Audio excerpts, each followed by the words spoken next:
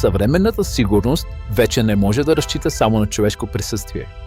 Големи периметри, открити площи, производствени бази, складове, логистични обекти, соларни паркове и строителни площадки изискват постоянен контрол, бърза реакция и по-малка зависимост от човешкия фактор.